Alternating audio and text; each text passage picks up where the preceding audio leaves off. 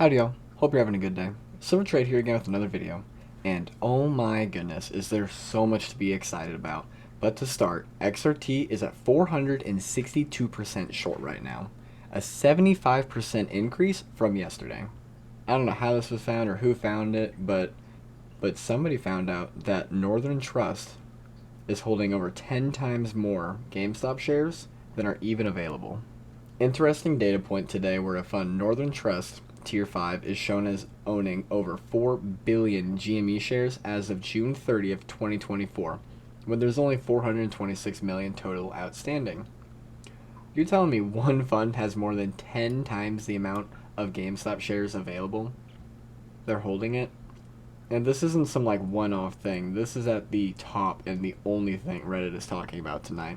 But churning means the reuse of an asset. So let's say they have one share, but they sell it to 10 different people. That would be churning times 10.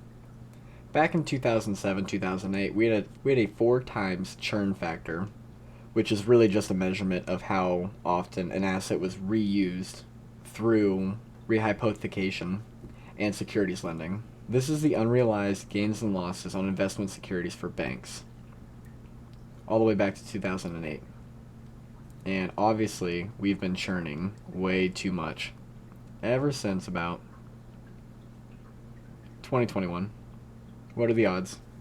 Assuming the 4.7 billion GME shares are held in SIPC insured accounts with full SIPC coverage, then the SIPC is about to get on the hook for 23 times 4.7 billion GME shares, which is about $108 billion. Looks to me like the SIPC will be insuring against a loss far exceeding SIPC's current fund of $5 billion, where their $2.5 billion line of credit with the U.S. Treasury won't help much either. That's actually crazy. That's all that they have ready. Are you kidding me? And Northern Trust isn't just holding way more shares available than there actually are of GameStop. Snapchat, they're holding 20 billion when there's only supposed to be 1.6 billion outstanding. Workhorse Group, they're holding 45 million. There's only supposed to be 18 million. Wendy's, they're holding 52 billion. But Wendy's only has 204 million shares outstanding. 204 million shares, and they're holding 52 billion shares of Wendy's. On Clover, they're holding 90 billion shares. There's only supposed to be 400 million shares. Microvision, they're holding 20 billion shares. Only supposed to be 200 million. On Fubo, 14 billion. There's only supposed to be 300 million. I mean, you get the point. They are holding way more shares of tons and tons of companies. On Robinhood, they have 10 billion. There's only supposed to be 887 million. Oh my goodness. Palantir, they're holding 170 billion shares. But Palantir only has 2 billion shares. So that's like, what is that? That's like an 85 churn ratio. On AMC, they're holding 15 billion shares. There's only supposed to be 263 million.